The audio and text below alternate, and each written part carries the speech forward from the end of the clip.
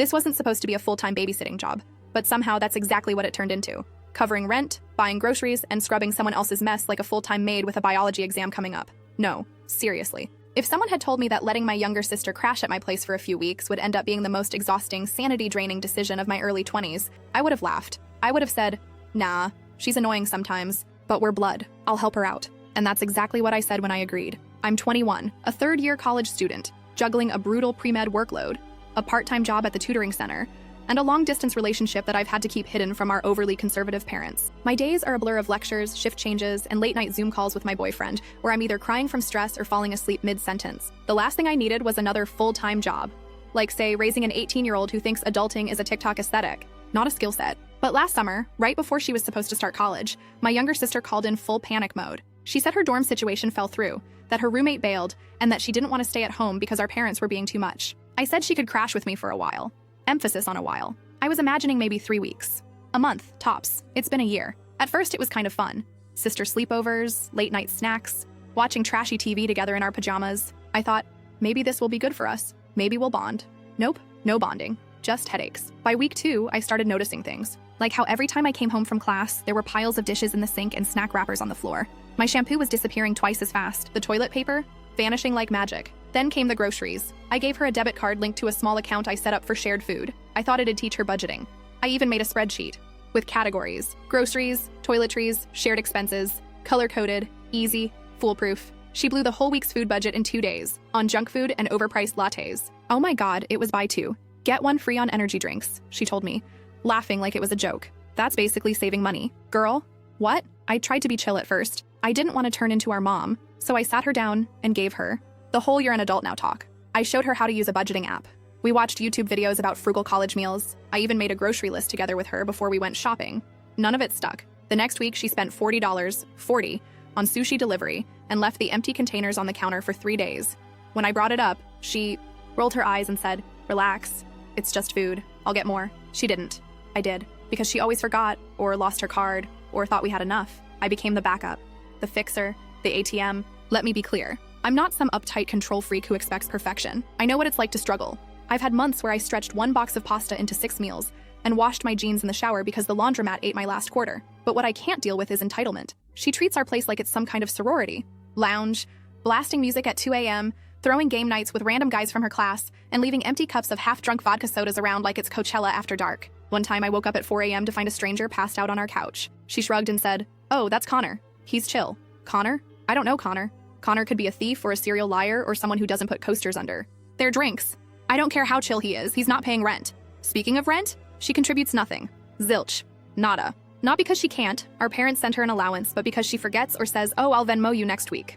Next week never comes. There were small moments I thought we were turning a corner. Like when she cooked me pasta on a night I had a breakdown over an anatomy quiz. Or when she offered to help clean, and by help I mean she wiped 1 counter and then posted it on Instagram like she was Cinderella. I held on to those moments like an idiot. Thought they meant change. They didn't. I tried tough love. Told her if she missed another rent contribution, I'd have to talk to our parents. She cried, full sobbing tears, said I was treating her like a burden and that I used to be cool. I felt awful, like I'd kicked a puppy. So, like a genius, I let it go, again. But the final straw, the moment I realized I was absolutely done, was last Thursday. I had a midterm the next morning.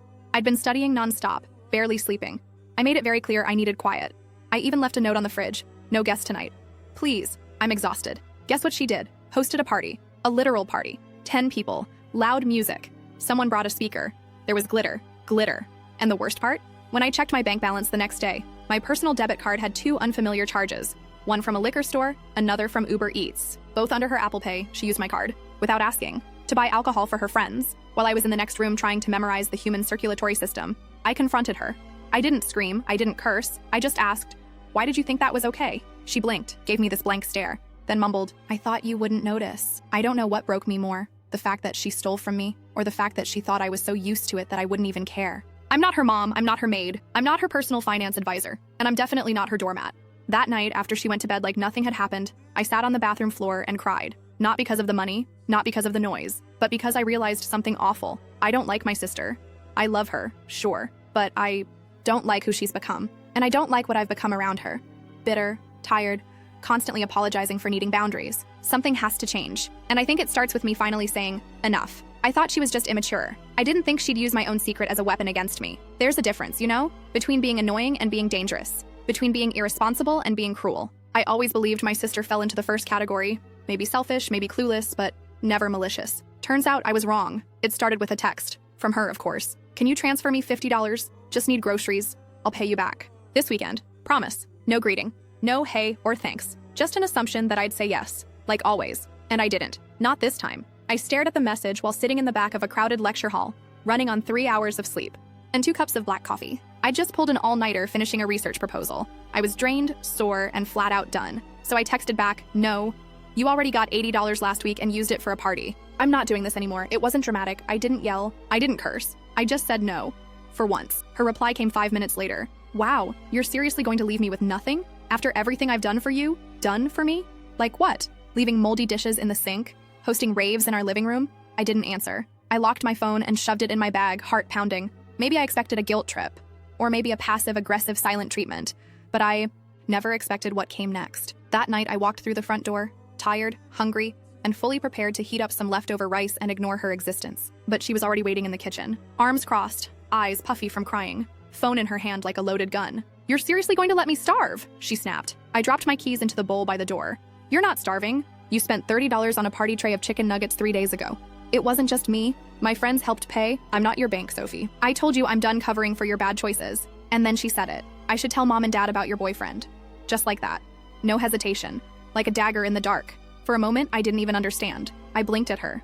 Thought, maybe I misheard? What? Her lips curled, not in a smile, something uglier. You think you're so grown up telling me what to do, acting all high and mighty? But if they knew you were sneaking around with some guy across the country, how do you think they'd react? And suddenly I couldn't breathe. Let me explain something. In our family, secrets are survival. We were raised under the tight grip of image, tradition, and shame. Love was conditional, approval even more so. When I started dating my boyfriend, I kept it hidden because I had to. Not because I was doing anything wrong, but because I knew what it would cost me if they found out. The judgment, the lectures, the disappointment, the fear that they'd stop trusting me, or worse, that they'd try to control my life even more. So I kept it quiet. I told my sister because I thought she'd understand, because she once swore she'd always have my back, and now she was threatening to use it as blackmail. You don't mean that, I said, barely above a whisper. She shrugged. I'm just saying, you want to play hardball? 2 can play. Something cracked inside me. Something deep. Something that used to be soft. I'd fought with her before. Yelled.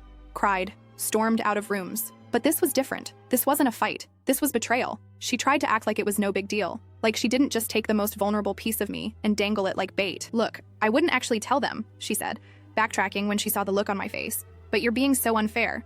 You know they'd help me if I asked. You just don't want them to know you're not perfect. Perfect? I laughed. Actually, laughed. The sound came out cold and hollow. You think this is about looking perfect? You think I wanted to lie every time they asked me if I was dating anyone? You think I enjoy hiding my life from people who raised me? She flinched. Just a little, but not enough. She still didn't get it. You've been mooching off me for months, I continued, and I've let it slide again and again. But threatening me? That's a new low, even for you. She didn't say anything. Just looked at her phone like she couldn't deal with the weight of being confronted. Good. Let her sit in it. I didn't sleep that night. I lay awake in the dark, headphones in, listening to my boyfriend's voice through a saved voicemail. His laugh, his calm reassurance, his way of reminding me that I'm not crazy for wanting more than survival. And for the first time, I felt something shift. Fear had been my compass for years. Fear of being rejected, punished, unloved. But now I was more afraid of losing myself. If I kept playing it safe, bending over backwards for people who didn't care, lying to keep the peace, I was going to lose the version of me I've been fighting to become. And that girl, she deserves better. In the morning, I saw her sprawled, on the couch, scrolling like nothing happened. I didn't speak, didn't glare, didn't even make eye contact. I poured myself coffee, grabbed my laptop, and left for class. Because if she wanted to play games, she could play alone. I wasn't participating anymore. Later that night, I opened my journal, wrote down one sentence in big, shaky letters. I'm not afraid of her. Not anymore. And that, surprisingly, felt like the beginning of something real. Not revenge, not control, but freedom. You can love someone and still be done with their nonsense. I was done. Done with being the emotional punching bag. Done with pretending everything was okay because she's family. Done with her tantrums, her lies, her casual manipulation wrapped in crocodile tears. I had reached the point where I didn't even feel sad anymore. Just tired. So unbelievably tired. I don't know what flipped the switch, but after that blackmail attempt, something inside me went cold. Not hateful, just frozen. Detached. She thought I'd be scared. That I'd freak out, beg her not to say anything. That I'd hand her more money and let it slide, again. But I didn't. Instead, I sat her down at the kitchen table the next evening. No drama, no raised voice, just clarity. She looked up, from her phone like I was interrupting something. Whatever. I kept going. I'm not your parent, I said flatly. I'm not your maid. I'm not your wallet. And I'm not doing this anymore. She blinked. Doing what? This. Carrying you. Cleaning up after you. Paying for your crap and getting nothing but attitude in return. She scoffed. I didn't ask you to do any of that. No, you didn't, I snapped. You just expected it. Big difference. There was a pause. That kind of awkward silence that feels like it's pressing down on your shoulders. Then came the explosion. She stood up so fast the chair screeched across the tile. Wow. So now, I'm just a burden to you? That's what you really think? Her voice cracked, half rage, half self-pity. I think I've let you get away with too much, I said calmly. And I think I've been too afraid to admit how much it's cost me. You're seriously overreacting. You always do this. One little fight and you act like I ruined your life. It's not one fight, I said. It's all of them. All the ways you've made me feel like I owe you something. All the times you crossed a line and blamed me for reacting. I'm sorry I'm not perfect like you, she muttered. That line, classic, it's her go-to whenever she can't argue the facts. I didn't engage. I got up, grabbed my keys, and left. I needed air, but the real storm came hours later, through WhatsApp. First message, so now you think you're better than me?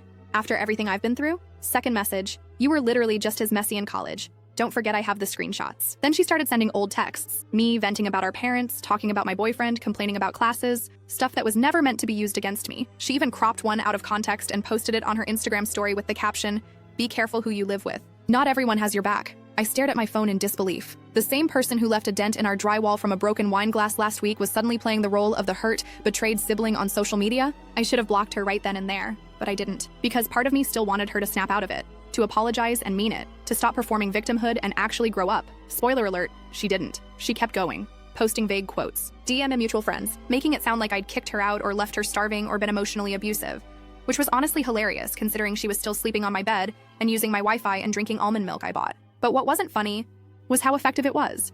Some friends messaged me, others pulled back completely, and even though I knew it was all noise, it still stung. That's the thing about drama.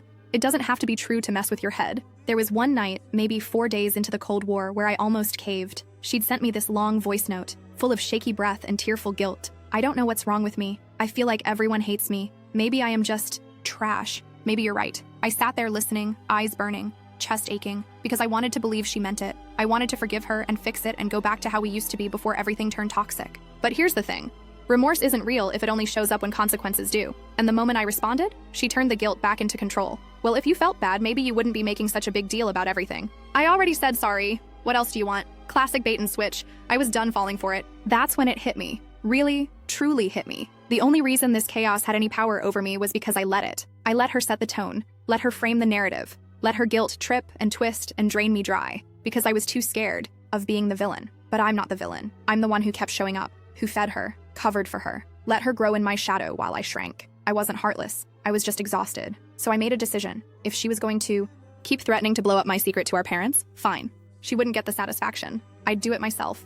I'd tell them, on my own terms. Not because I owed anyone an explanation, but because I was done letting her hold it over me like a knife. I grabbed my phone, opened the family group chat, typed out one sentence and then deleted it. Not because I was afraid, but because I wanted it to be mine. Not some rushed response to pressure, but a choice, a clean break. So I opened my notes app and started drafting the message. I didn't even realize I was crying until I saw the tears hit the screen. They weren't sad tears though. They were the kind of tears you get when the weight on your back finally shifts, when you realize you don't have to carry what's killing you. My hands were shaking when I dialed, but for once I wasn't scared. I was done hiding. I sat cross-legged on my bed, phone propped against a stack of textbooks, hair pulled into a lazy bun. No makeup, no rehearsed speech, just me, raw and ready, the way I should have been all along. I stared at the screen, thumb hovering over the green button. I'd written and rewritten this text to my parents at least 7 times before deleting it, and finally deciding on the simplest option. Can we video chat tonight? I need to talk to you both. My heart nearly exploded when they responded with a thumbs up emoji and okay. I spent the entire day playing out worst case scenarios in my head. What if they yelled? What if they hung up?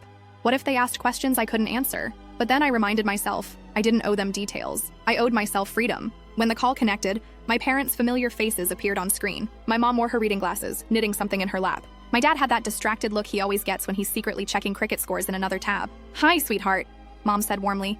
"You look tired." I took a breath. "Yeah, it's been a long week." They waited. I didn't let the silence stretch. "I'm just gonna say it. I've been seeing someone for the past year. He doesn't live here. It's long distance. And yes, it's serious." My mom blinked. My dad adjusted his posture, leaning slightly forward, like he didn't quite believe what he'd just heard. I expected shouting. Instead, there was silence, a heavy kind. The kind that makes you feel like the air is thick. My mom was the first to speak. "So you've been lying to us?" Not shocked, not screaming, just disappointed, which somehow hurt more. No, I said quietly. I've been protecting myself. That was when my dad cut in. We're your parents. You don't need to hide things like this. I held his gaze through the screen, but I did. Because I knew how you'd react. He didn't deny it. He just sighed. This is not how we raised you. There it was, that sentence. The one loaded with guilt and shame and the unspoken threat of rejection. And still I didn't waver. I know, but it's who I am now. I've been managing school, work, and a relationship, all on my own, and I'm tired of living two lives. My mom shook her head, more sad than angry. So this is why you've been so distant lately? No, I said. I've been distant because I've been cleaning up messes that weren't mine to begin with. I took a breath. My voice didn't shake this time. I'm done managing sister's name. That got their attention. She's been living here for a year, I continued. She doesn't pay rent, doesn't clean, spends grocery money on parties. And when I say no, she threatens to tell you things that aren't hers to tell. Mom frowned. She told you that? She tried to blackmail me into giving her money over this. My dad's jaw clenched. I'll talk to her. No, I said quickly. That's not why I'm telling you. I looked them both in the eye. I want you to send her money directly from now on. Handle her yourselves. I'm done being her emergency contact, her ATM, and her emotional punching bag. They both went quiet again. I love her, but I can't do it anymore. It's affecting my mental health, my studies, my peace. I expected resistance, a guilt trip, a plea to just hold on a little longer. But instead, my mom nodded slowly. I didn't know it was that bad. It is, she sighed. Okay, we'll talk to her. I nodded. Thanks. I could feel them both pulling back emotionally, like something had shifted and they didn't quite know what to do with it. They didn't hang up angry, but they weren't warm either. That was fine. I wasn't looking for approval. For the first time in years, I was saying no, not in fear, not in rage, but in clarity. After the call ended, I didn't cry. I didn't panic. I just sat there, letting the silence wrap around me like a blanket instead of a chokehold. My sister wasn't home. She'd been gone all day, probably hiding out at a friend's place to avoid another confrontation. Good. Let her stay there. I opened the fridge. It was nearly empty. Again. But instead of feeling annoyed, I just shrugged, made tea, let the quiet settle. It was the kind of quiet that finally felt earned. Not a pause between storms, not the Cold War silence, but actual peace. That night, I slept. Like really slept. Deep, dreamless, uninterrupted sleep for the first time in what felt like forever. I didn't check my phone when I woke up, didn't scroll for apologies or accusations, didn't even wonder what she would say when she found out our parents were stepping in, because it didn't matter anymore. I wasn't in the middle of their mess. I wasn't the translator, or the fixer, or the girl who bent herself into pieces, just to keep everyone comfortable. I was just me. Finally, they can think what they want. I'm not their puppet anymore. She still lives here, but I don't see her as my sister anymore. Not in the way that matters. We share walls, split the same crappy Wi-Fi, use the same bathroom, but that's where it ends. She's just my roommate now.